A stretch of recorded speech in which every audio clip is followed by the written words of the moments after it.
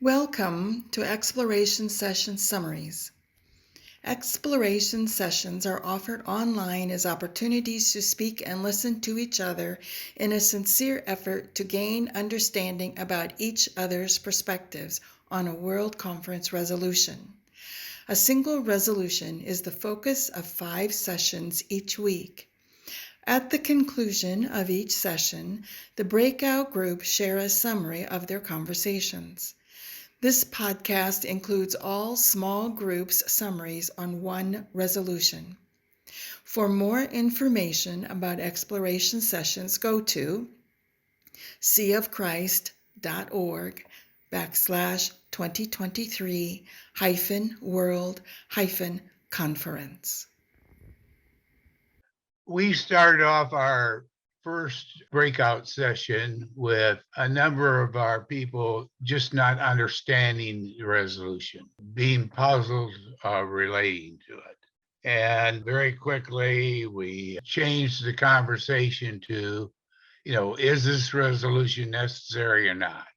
We already have a resolution that came out of the 2019 World Conference that has the First Presidency to report. Then I might say we started to say conversation, well, is there another agenda behind this resolution? Do we have a individual persons who drafted it or the mission center or whatever that has an agenda that they don't think is appropriate? Some of the comments relating to the actual agenda or the actual resolution is that it's US centered rather than international centered. We had a number of comments relating to it being complex. I would probably end it with that we just don't think it's necessary here as material that has nothing to do directly with nonviolence that's included in both their whereases and resolution, and very directive to the First Presidency on the resolutions on what they think either need to be spoken to. I think I'm going to start with the questions because a lot of the discussion was the questions for us. It was really hard for us to understand what was the intent of the resolution, because there is already the resolution from 2019, which basically asks for a report. So why ask for a report before you hear the report? So it seems like ask for a clarification of something that I haven't even heard yet. We had a bit of a question on that. We also wondered why there was such specific items that were listed in the resolution that they wanted to hear on, rather than the statement that was in whichever shape or form forthcoming. So a lot of our discussion centered on, we were confused on the whole thing. However, then we also circled back to the original resolution, to the topic of nonviolence, to what does it mean maybe in various countries, how would you see it and understand it and implement it in other countries. We had a bit of a discussion on, there seems to be worry on the church will forbid this, the church will forbid that, the church will not allow law enforcement to be priesthood, stuff like that. Very specific questions that seem to be maybe centered on the US culture. Who knows? I mean, it seems to be coming a lot from those areas. So we had some discussion on that. We did make a point on the last resolve, which says that the report, whichever one it is supposed to be in plain language. That is a good thing because we're number one for English speakers, but number two for translations. So plain language is always better. And there is more than English in the church as a language. I guess the insights, as in all of these discussions, it's always good. You think you have a perspective and it's clear everybody has the same perspectives than I do maybe. And yet, even if we seem to be on the same page, you still hear different background information, different cultural information, different, insights that you might not have thought of. And so it was once again good to have the discussion here. The fundamental question that we would raise is, how are we to follow Christ? That fundamental question then is supposed to be gaining some guidance from this resolution, we think.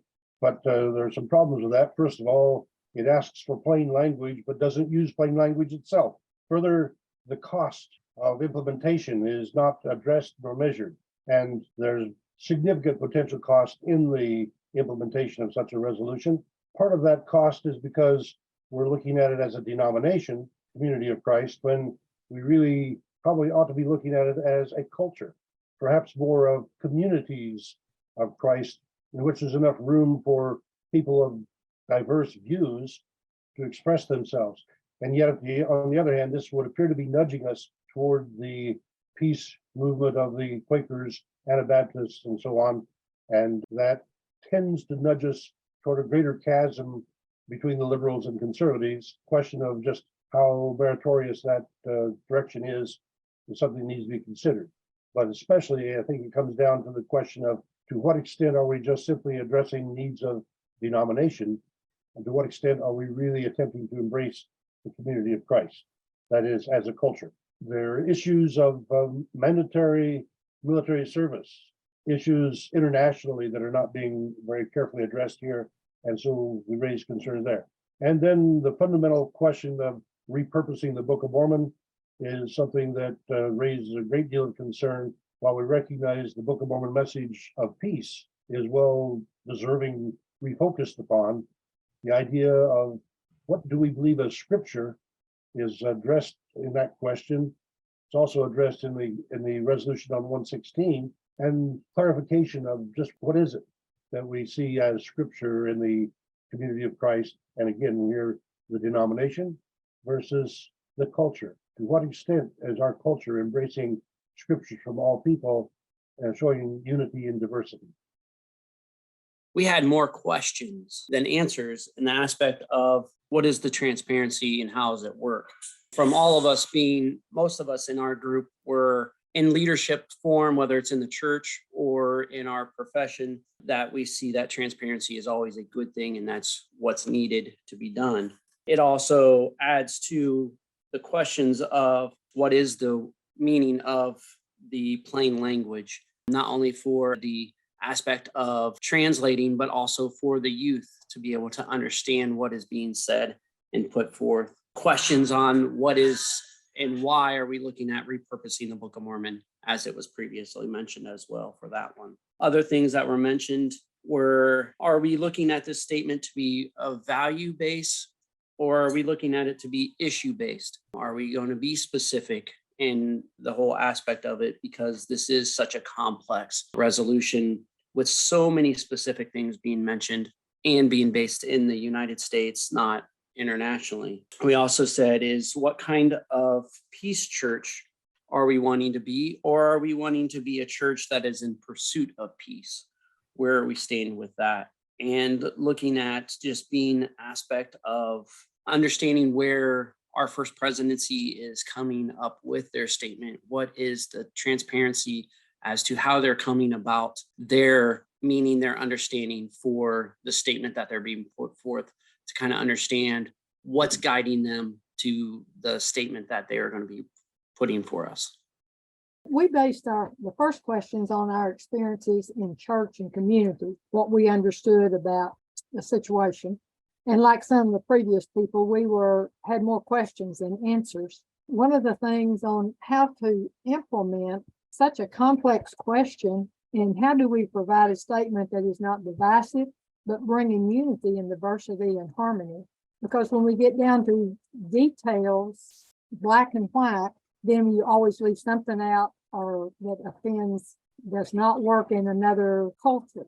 And our church has, 60 countries, and just in the United States, we have many different cultures. So that would really be a hard thing to think about. And wondered if it could be put in more of a positive language to promote harmony, unity, and diversity, rather than going for the shall not, or we can't do this, or we don't support this. Because at least in my lifetime, there are things that are where I live that I might want to support that might not be in another area because of the makeup of the culture.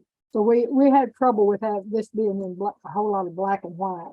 That puts us in a straitjacket if we just have a lot of rules, I guess. It doesn't leave room for doing something that isn't in the rule book or in the group. Our foreign participants said that it would cause lots of trouble in his country. So we agree with a lot of the questions and that were put up by previous groups.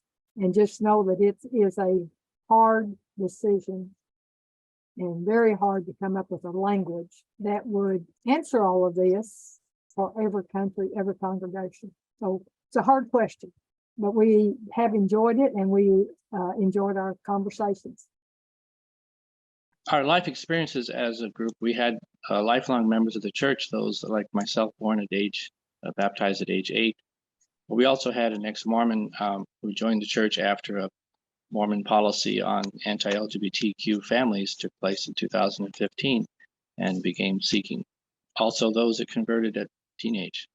All are very active in the Community of Christ Church at present, and probably all speak from privilege, who perhaps don't experience some of the outright violence that may be discussed in this resolution and in some respects, until we do have a connection, one being a connection of a mass shooting that took place at his high school.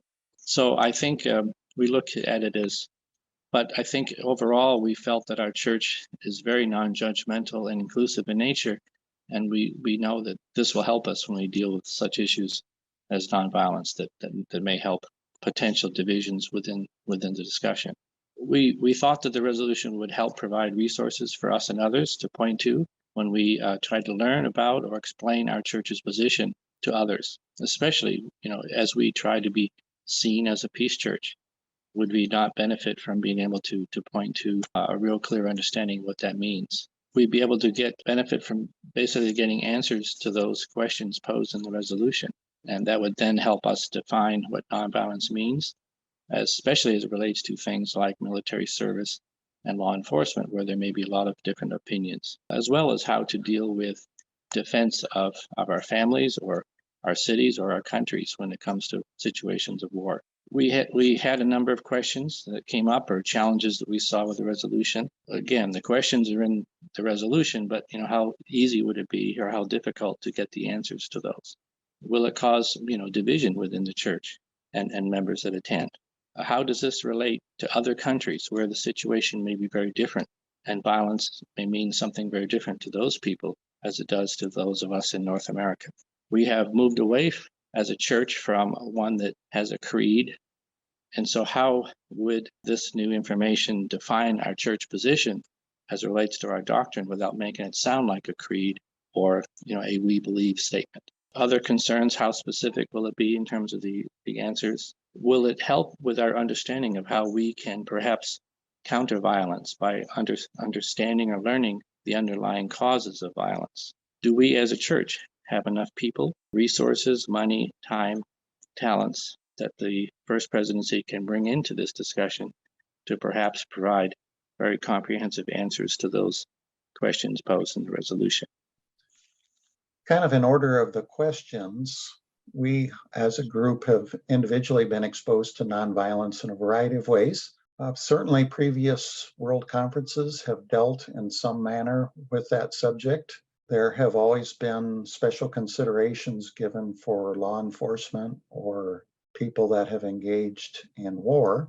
Several of us know people that would have special opinions in that circumstance. So we thought that the main benefit to the resolution would be clarification. Several specific questions are posed. There is a lot of confusion, apparently, for some people. There were discussions in 2019 World Conference and beyond that seemed to require further dialogue and addressing. We also think that perhaps there would be a broader audience for discussing these. Maybe that is desired beyond the peace and justice team. Some challenges to this that we brought up really got some points and counterpoints in the group.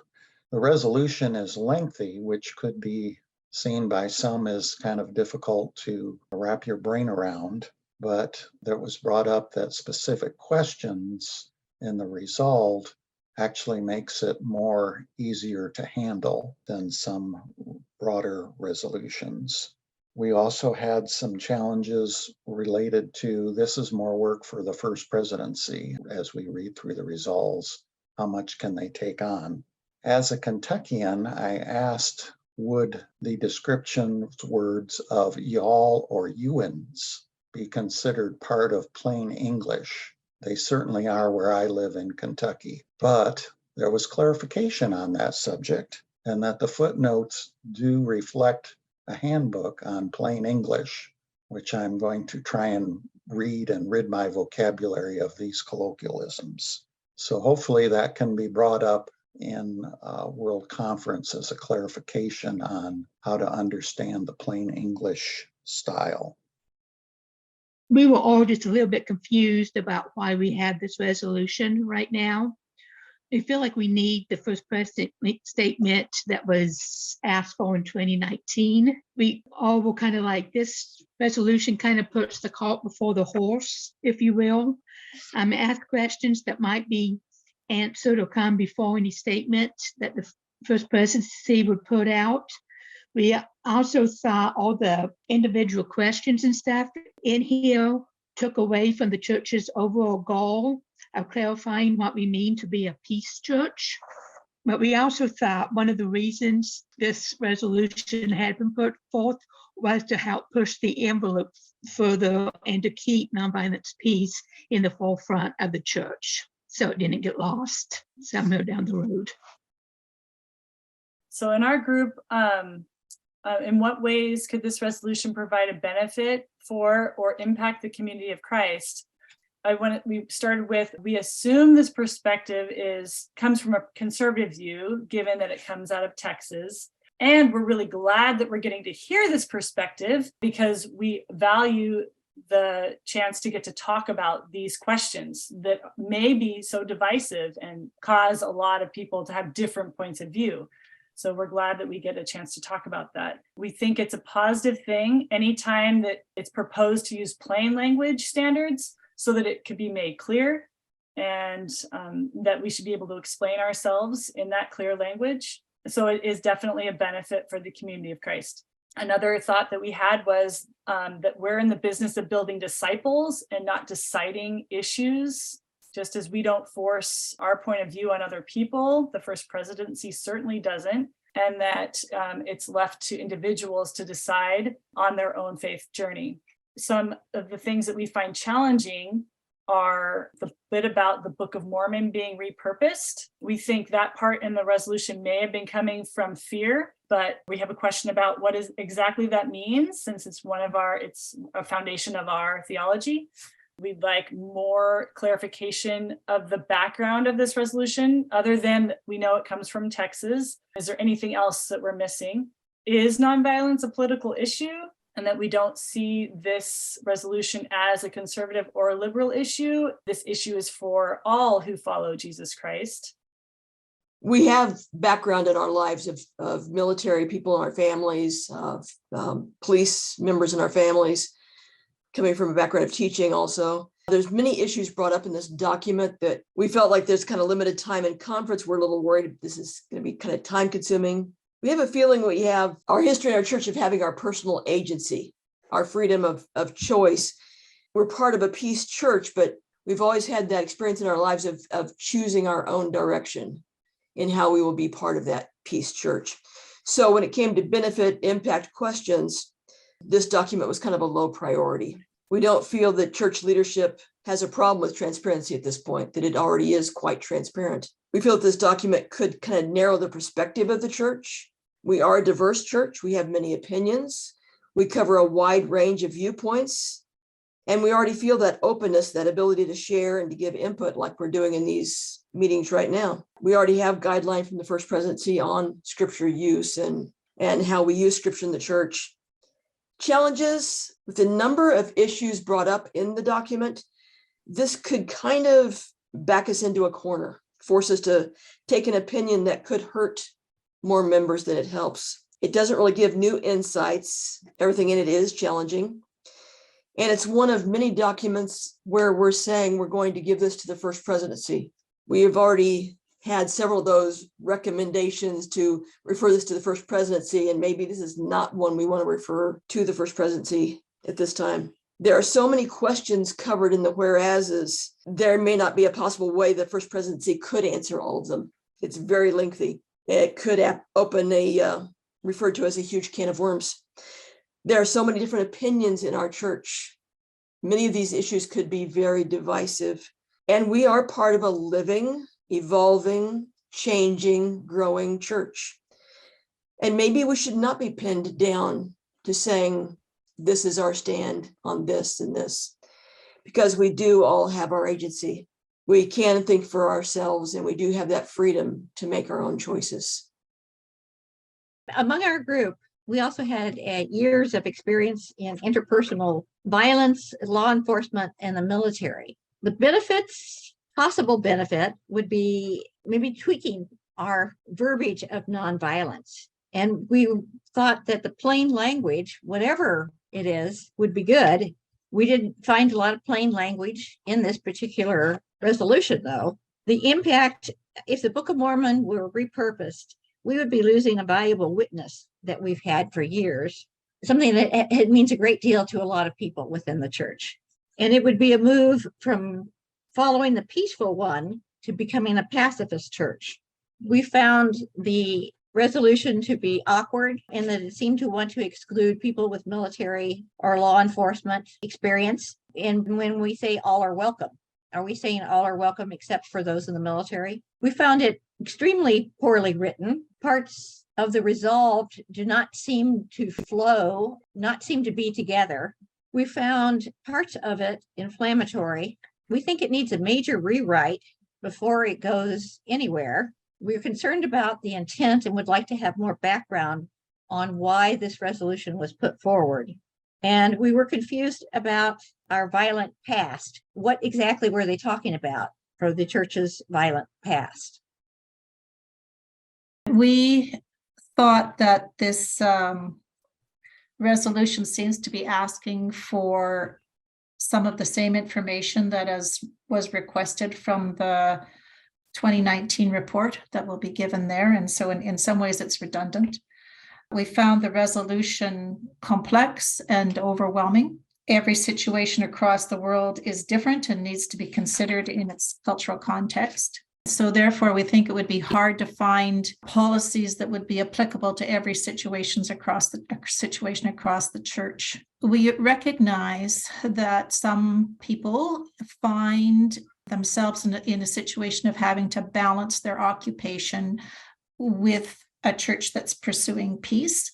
And they sometimes find themselves in situations of violence where they have to use force. And so therefore that they may be looking for policies and procedures to assist with that balance. And then our main concern would be, how do we bring the ministry of Jesus Christ to each situation when there are some situations of violence? We're not sure that this resolution should be considered at this conference because we haven't heard from the 2019 report. We are wondering what motivations and concerns are underlying this resolution. The resolution seems to be challenging church leadership, and if it was passed, it may lead to policies that might be unsupportive of where the church really wants to go. We had some insight about the footnotes, realizing that it would be wise of us to do some research about the information that's in those footnotes so that we are all on the same page. We really also need to get better at understanding where some of the issues are coming from. And these seem to be maybe specific to this area, but really trying to understand where people are coming from. Our concern is that no matter how this is dealt with, that there will be people who feel that their concerns and feelings have not been heard or appreciated. And so how do we dialogue about some of these issues so that we can get better understanding? In terms of life experience, most of us experienced the 60s and the nonviolence, a war against war and the civil rights movement. But we also, there was expressions of that there is a role for the military and law enforcement, given that we are imperfect people, that we need some kinds of systems in place to help the community. There was an expression of being a proponent of strong defense for a safe country, but against violence from the standpoint of people trying to exert authority or perpetuate selfish issues and interests. There was some conflict about the issue of policing wishing that they could be peace officers instead of police officers. In terms of the ways that it could benefit or impact community of Christ, there's an important aspect of this in terms of providing clarity of understanding, but we also realize that it won't be agreed upon by everybody. And it's a hard process as the church takes a stand as a peace church, that this will not be resolved by one statement, that it's going to be an ongoing issue that will need refinement and discernment over time as we understand things differently. There was a concern that it had the potential to be divisive, that we have been trying to be known as a peace church. So perhaps doing this, struggling with the arduous task of formulating what it means to be a peace and justice church, may put the church more solidly in the peace church movement. Making a statement, there's as I said before, concern about it being divisive, not everyone being happy. And how would we keep peaceful, loving relations with those who didn't feel it went far enough or went too far? There's always this fear of losing some of our people and a part of our community. Felt that there was some challenge to it because it's asking, the more specific it gets, the more difficult it could be. That there was a wish that there could be a broader general statement that could help guide people. But when you start talking about these individual specific points, there's just the differences of opinion. And it does give us an opportunity, if that statement could have something to do with justice and treating people with dignity and respect. And the last thing was we call ourselves a peace church, and yet we struggle to make a statement about nonviolence. We discussed that the resolution 1319 that came at World Conference in 2019 had asked for the First Presidency to address this issue at the upcoming conference. And we were thinking that maybe if the First Presidency does that, then this current resolution that they are presenting, G-6, might actually be folded into that statement that the presidency makes. If they don't, if they find that they are not able to come back to the conference at this time, that G-6 might be very appropriate for the First Presidency and the team, just to be aware that these specific issues are a concern for the church and should be considered. We said that this is a very timely and challenging issue for the church right now, but it does raise a lot of fears about the Book of Mormon being repurposed and how this could affect our military and our law enforcement. And although this could be a very divisive issue, it could also show how courageous we are in addressing this issue. And it is a very complex issue, and especially in light of being a world church and how that can complicate things, because we have to consider the broader paintbrush that we brush this with. And the other thing was, in making a statement, a concern that it not be a political statement. Some of the things that haven't been already mentioned are, number one, we feel like this resolution has an axe to grind. The tone of it seems to be biased and accusatory, and that bothered us in the group. It seems to want a dogma statement that would be universal among all countries and all people, and that seems to be impractical to do given the variability we find among our nations. Nonviolence and peace and justice needs to begin within, and there's no real emphasis being placed with this resolution on that aspect. The resolution specifies some things that are bothersome, such as to use plain language guidelines. While plain language guidelines are good, the National Archives introductory statement starts off by saying that any statement of plain language will be perceived differently among different groups. So it's very difficult to try to achieve, and that would be problematic. This resolution wants us to presume that individual comments by some in our policy, and unfortunately, that's not the way the church operates. We're all entitled to individual perspectives, even if you do serve on particular committees and so forth, and that doesn't add credibility to this resolution. Many are feeling the same as I was. This is a resolution that has a lot of conflict in it. The resolves seem to be a wandering mass of conflicting statements, kind of a laundry list of things to be done. We need to be sensitive to our other countries and nationalities and their perspectives, which doesn't seem to take that in. It seems to be a US based. And the pandemic interrupted a lot of what was projected in 2019 to be done. One whole year of reunions was wiped out pretty much because of the pandemic. So the dialogue and so forth that was to occur really didn't occur at the level that it had been anticipated. The finances of the church, I think, have impacted our pursuit of the peace and justice issues. Therefore, our group said that probably the only action that should be taken with this resolution would be to take it en masse without a lot of discussion and simply refer it to the First Presidency for their information. There just isn't enough time to fix the resolution as it currently exists. So our group are supportive of peace, certainly, and there were some variations on concerns or support about how nonviolence would be expressed, or sense that it might be difficult to be acceptable to those who may feel it's political, or that it unduly seems to separate people in the military and police apart from the nonviolence efforts. There was concern about the repurposing of the Book of Mormon. There was clarification that the statement there in the whereas is inaccurate. It's not a project of the Peace and Justice team, but rather by an individual who has an interest in finding the Book of Mormon to be a book of peace rather than violence. Some of us were not bothered that the church promotes nonviolence, because the church should push us beyond our current awareness and human state, and that we should support issues, not a political stance. So benefits, this resolution can help the work on nonviolence be more clear in its direction. It supports continued work.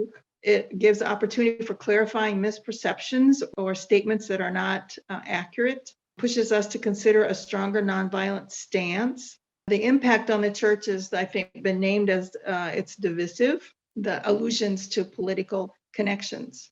Questions that we have about the resolution are, what's the true motivation behind the creation? So the point that was made earlier about it being disingenuous, a sense. Does the resolution limit the church from being on the cutting edge of today's issue is another question. Challenges, it's not well written. It's so long. It has multiple pieces, and the fact that it seems disingenuous, and there are some statements that are inaccurate, and it's very US-centric. Insights, it was surprising to know that there is someone or a group of someones who are so distrustful of a process that has really tried to be very transparent throughout the church and asking for feedback and developing draft statements such as what is violence, etc. We all grew up with the peace symbol as the logo of our church. Some in our group had used the peace wagon and had really good results with that, with the kids when they used it. We came from life experiences basically in the Midwest, very little violence around us, and pretty much we have one veteran and pretty much grew up accepting law enforcement and the military as good. So our ultimate response was, we appreciate the title and appreciate openness and transparency and full disclosure by the First Presidency.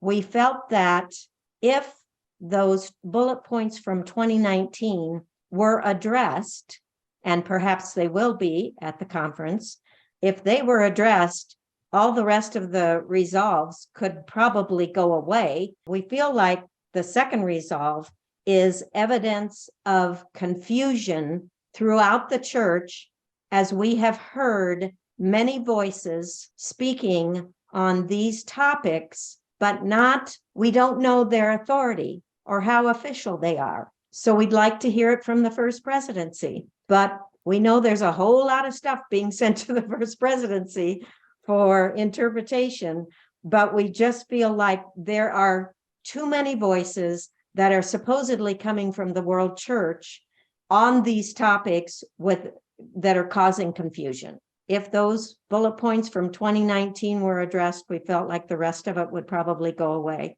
We also did have concern about division, divisiveness over it, and felt like we are a peaceful church, that we're trying to be a peaceful church, and we have some good things. Let's not confuse it with so many other committees and subcommittees and voices that are possibly just telling us their own opinion. We talked about experiences. I live in the Detroit area, so there's a lot of violence there. We talked about somebody that was in Palestine and seeing the oppression that is put upon them by the Israeli government, where they're walled in, they have rationed water, they can't come out after night. We talked about the effects of war, but one of the things that we kept coming back to every part of every question is the repurposing of the Book of Mormon. And we felt that there needs to be an amendment to strike that and the political party statement from the legislation, because it's really not warranted. It's also, like has been said, is fuel for divisiveness, but also it takes away from the purpose of the initial topic, which is to clarify what the World Church believes of nonviolence. It seemed to be like a pork belly that was thrown in there like our legislators do. We questioned if it would be ruled out of order just because of the Book of Mormon statement. We talked about, we appreciate the clarifications and that the focus should be on the nonviolence. Felt like repurposing the Book of Mormon would be like hiding it, and that the clarifications and walking the way of nonviolence should be the purpose of this and the church. We need to think about the youth when we talk about this subject, because ultimately they're the ones that are going to have to live with the decisions that are made. As we were talking, we were really focusing mostly on just the resolution to enhance transparency, openness, and disclosure about WCR 1319, not focusing on nonviolence or violence and whether we should make a statement, because we've already passed that statement in 2019. So we were just focusing on whether the church should move to be more transparent and open. So I think our life experiences, as we shared those, all of us recognized, based on the different vocations that we come from and our experiences earlier in life, that transparency in any policy making or process is always a better way to go and should always be encouraged, and open communication as well, that especially religious organizations and leaders need to focus on being transparent and open in their discussions. It also, we recognize that this resolution upholds our enduring principle of continuing revelation as we explore who we are as a becoming church and evolving church. The ability to be transparent and open and disclose new insights as we move along in our policy making is very important. The benefits or impacts to Community of Christ, we felt an increased trust in leadership, as well as a comprehension of 2019's WCR 1319. Again, that we are a church that is a work in progress, and our continuing revelation is an ongoing process. That it's important that the impacts of the 2019 resolution, leaving all of those open questions and issues, that passing this would help resolve some of those questions. Also, that it upholds one of our core beliefs that we can disagree faithfully with one another. We can speak our mind without fear of repercussion. So just being able to openly discuss, what are the issues that are involved here without being worried about consequences.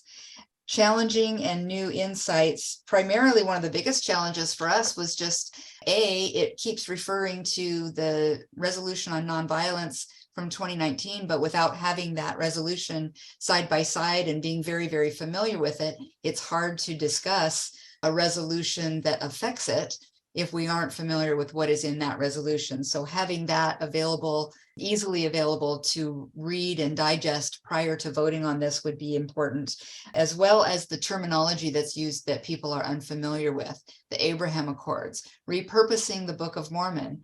and the plain language.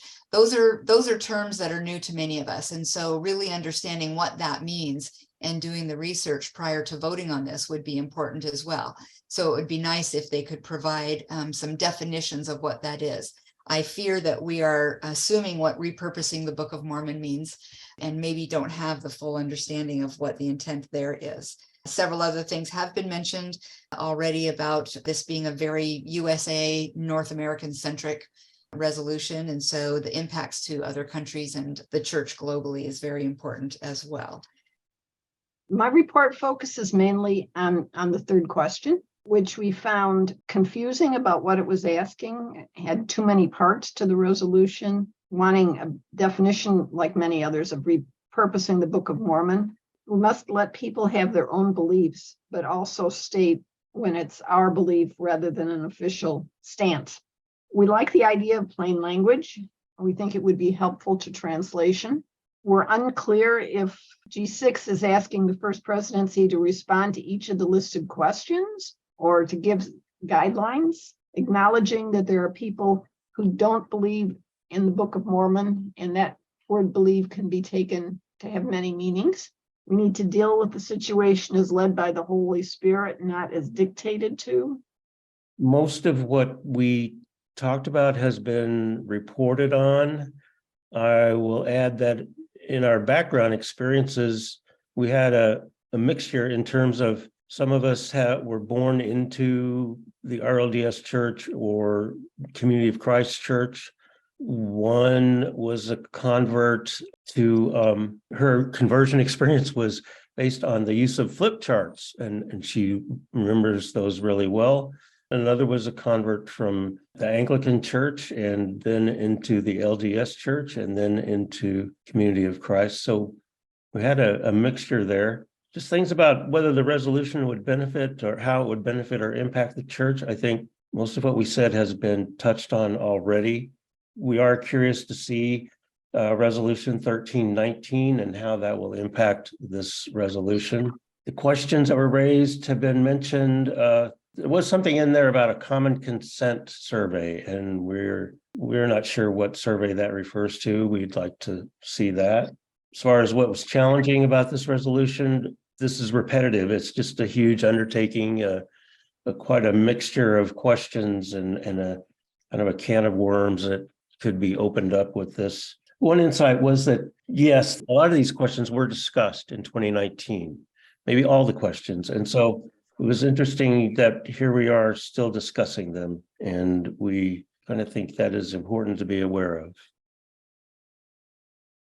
We felt that this resolution may be premature because it preempts the 2019 report that we're still waiting on from the First Presidency in regards to Resolution 1319.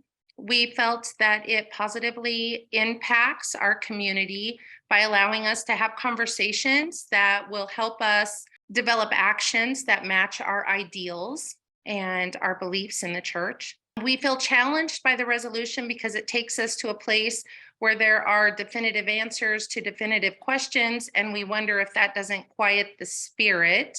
And then we have questions about the Book of Mormon reference and how that became a part of this resolution, or, if it was in the first resolution in 2019, we just couldn't really see the connection. And so we questioned that. And then we also had feelings in regards to the fear that it kind of speaks to in all people. We just would rather have things that encourage us in love. But we know that fear is something that sometimes can be used as a way of moving things along in certain directions. And so we kind of questioned that, and we didn't necessarily like that. We like the opportunity for the discussion and the openness, and we all feel 100% about, the First Presidency being transparent and open, and members being the same way. I think we had a similar discussion as to what's already been described. We looked at a number of aspects. Obviously, there's lots here that indicates a lot of angst going on around the topic of nonviolence. Book of Mormon, plain language, the church speaking in some situations and not in others. It's good for the church body to see that there is some of this confusion, even pain, and something needs to happen about that. I mean, that those sorts of things need a response. The impact hopefully will be some clarifying conversations. A suggestion from one of us was that maybe there's a need for some curriculum developers to pay attention here. We may need to address some of these issues more pointedly in our class discussion materials. We talked a number of times about the number of topics that are brought up in this motion. It's very complex, and there's a fear that the conference could very easily get bogged down in discussing each one of these. I personally suspect that the conference leadership would probably not let that go too far before pulling us back. The resolution is trying to get clarification on what should be in a nonviolent statement, but is that a little bit premature before we actually see the statement that the First Presidency is going to come forward with? It's always good to suggest a reinforcement of our belief about being a peace church and of being in favor of nonviolence. A question about why singling out careers of police and military members. They have a duty to do what they do. They do it the best they can, and it does not necessarily always involve violence. There is something to be said for having some standards around when the church decides to support something and when it decides not to. What would those standards be? Why would we not support something that seems to be an effort towards peacemaking? We talked about, well, there can be different lens. People see through different lenses as to something that I might consider to be very much holding up peace. They might consider it not to be so because it may offend another party in some way. We understand the concerns raised here. They are valid. We're a bit puzzled as to why they've come up before the report in April. Very complex questions. Maybe it could be split into separate motions after we see the statement from the First Presidency. There's a real challenge to respond to all of these. Yeah, again, the question about lenses, what are we holding up as violence? What are you holding up as peacemaking or peacekeeping? What are our standards to determine that? How do we know when to speak on various issues? And how do we monitor what we say? We found this to be a very challenging, comprehensive resolution. One of the first thoughts that came up was we trust the process, and we wanted to discern the real motivations on the issues. So that has been brought forth as looking through different lenses. The things that are brought on here are very emotion evoking things. And each one of those is there because someone or someone's had experience with this. And we would like to know more about what those experiences and motivations are. We should not be changing language in our documents as it is part of our history. We would like clarifications on through modern language is helpful in comprehending things, just not in the original documents. Those happened when they happened. They are part of our history. We own our history, but we learn from our history and we go forward to do better, or to fail and learn and do better. There's violence in the Bible and scriptures. We choose to look forward, having learned lessons from the past. We do not understand why we would not consider military background in regards to priesthood qualification. God calls whom God calls. God sees potential that we do not. And a call is between God and the persons God calls. We do not understand why the Book of Mormon would need to be changed. What would repurposing look like? We limit not the truth of God. Continuing revelation broadens our understanding. In addition to working in community, each of us has the power to do good, which is an expression of the choices we make. We'd like more clarification on the repurposing of the Book of Mormon and on why the calling of people in the military is even considered in this resolution, or the issue is considered. In what ways could this resolution provide benefit? Clarification of the broader picture. Just seeing all of these listed broadened our perception of what potential issues could be, because some of them are not things that we had considered. We do not see, or one perspective is, do not see the benefit of this resolution. We stand for peace, justice, and nonviolence. The scriptures speak of violence. We should learn from history, not brush it aside and go forward. What do we find challenging? If issues are micro-defined or micro-described, it could imply authorization for more extreme decisions or involvements in issues. Enduring principles say God's revelation expressed through scripture when responsibly interpreted and faithfully applied, provides divine guidance and inspired insight for our discipleship. All are called regarding priesthood. God calls whom God calls. God sees potential we do not see. And on picking a party or organization, it doesn't make sense to pick a party to tell God who can be called to priesthood or change the Book of Mormon or any scripture. On insights, the number of issues that represent deep feelings of a number of people are presented there. And to learn from history and move forward in a positive way, we would like to know more what motivated this resolution. Do they feel that the church should be suggesting we support a particular party when we feel that this is not what the church is supposed to do, just encouraging people to be involved?